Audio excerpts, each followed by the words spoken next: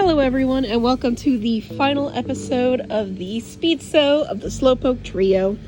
In this one, I will finish up Slowking, and you'll see when I start that his helmet's already done. Like I said in the second part, it's pretty hard to do that while filming because the way I have my camera set up, it's taking up a little bit of my desk. So for the more detailed and involved pieces like that, I need the full desk. And also, I don't finish Slowbro's tail on this one, but I do give him arms. Slowbro's tail will be finished off camera, but there will be a plush breakdown that will show off how I did that later on. I also finish off Slowpoke. I don't finish off the small Slowpoke because it's pretty much the same thing. I do one of his legs and then his tail, and then I kind of give you an idea that it's like the exact same thing. So, don't want you guys to watch the same thing twice. But you can kind of get the idea from how I did the first one. Now, with the shells, I did that off camera, but the way I did it is similar to a Dweeble plush that I made. I made this Dweeble plush about, 10 years ago? 8 years ago? It was a long time ago. And the way I did the Dweeble was I did the plush-like bug portion, and then I did the shell so that way it could come off of him. And it was really popular. I made a few more on commission because people liked them so much. I do plan on revisiting that sometime because I had such a blast making that. But the shell is done the same way here, except it's not hollow. The bottom part has an opening that's mostly hollow, but with some stuffing, so that way it can fit over the head and be attached. So it looks like it's sunken in, but it's not actually hollow. It's 3 parts stacked on top of each other. And that's how the tail will be done as well. It's like round donut parts, but without the middle part of the donut. Also, I explained this to my roommate who didn't actually know this, but the reason on the Slowpoke, or the Slowking and the Slowbro, and I'm assuming Galarian Slowking will have this as well, Galarian Slowbro does. The reason that the cloister looks different and not like the actual, like, Pokemon, the purple clam, the reason it looks like that and not like it does in the games now is because in the beta versions, back when they were figuring out what all the Pokemon would look like and everything, that is actually what cloister originally looked like. It was more the spiral shell creature that is on his tail. So that's just something that they kept and held over. It's a nice little, like, beta Easter egg in the designs, so that's why it looks like that. And there actually are eyes on it. It's easier to see on Slowbro because the eyes are generally facing him and glaring at him, but on Slowking the eyes are on the back, and I have those on the back of the helmet as well.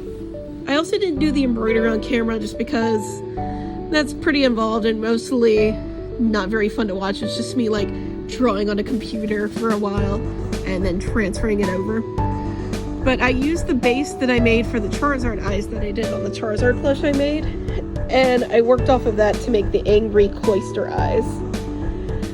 So it came out pretty well, and then I embroidered both sets at the same time, so that way I could work on them pretty much side by side. So that was really fun to do. It's not often that I have a lot of plushies that have like 2 sets of eyes. Can't think of very many. Maybe if I made a giraffe rig or something. But that was really fun. Another thing, some people ask me why sometimes I leave and like there's just like a few like moments of nothing. Well, it's because I'm usually either getting a water refill so I can stay hydrated. Sometimes I'm running to the bathroom real quick before coming back. Wash your hands. Different things like that. So if there's ever a moment where the camera is like still for a moment, that's like 90% of the time what is happening. The other 10% of the time I'm going to grab fabric or look for a pattern or something that I need for the plush that I'm making. Another thing to note here is whenever you see me clicking around or using the mouse or typing on the computer, which is usually when my arm is like in the way of the camera, it's because I'm looking at more references. With the reference images I like to use pretty much only official art, so that way I can like get the most like proper views and everything. Like I said last time, Pokemon are kind of hard to do because they change colors sometimes and details. It's very weird. But I like to do official ones when I can. With a lot of the older Pokemon, there's a lot more art, so it's a lot easier. With some of the newer ones, it's a little harder because there's not as much art. Luckily, with the Pokédex now, with being in 3D, you can kind of get a 3D view of Pokemon, so you can kind of see things you might not have seen before. Like the fact that Appleton has eyes and things like that. Like his little, they're not ears, they're actually eyes, which was very strange to me to find that out. But yeah, it's pretty easy. It's pretty easy to get, you know, good views of them. The only thing that can be an issue is that you can't see the bottom of the models. For some reason, it just doesn't rotate to the bottoms, but you can rotate all around it and at the top. So sometimes with feet details, you might have to look at fan art. I try not to, just because there's some inaccuracies in fan art, and also I don't want to copy anyone's fan art. But every once in a while you might have to, just to get some like colors right. Another one is Sableye has a bunch of different crystals on its back, but you might not know that if you like never saw it from behind, which a lot of the official art never does show it from behind. That's something that you learn if you like use it in battle or see the 3D models. So that's something really cool.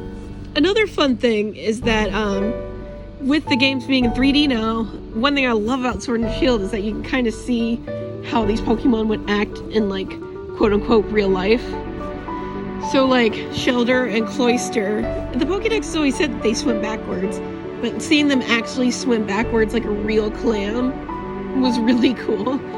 It puts a whole new spin to it when you actually get to see it in action versus just reading about it, and I really enjoyed that about the new games.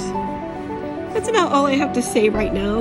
I hope you really enjoyed this speed so. I'll be doing a lot more of these as well. Now, I've gotten the question, what is going to make a speed so, what's going to make a Stitch and Dish?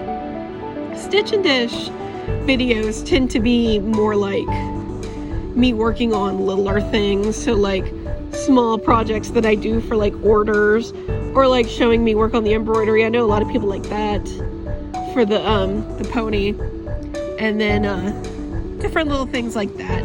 If I'm working on one project, like next up I'm doing a shiny Lopunny, I'm not 100% sure if I'm going to record that or not, but with things like that, it'll be a speed so if I'm sitting down for like a long time working on one thing.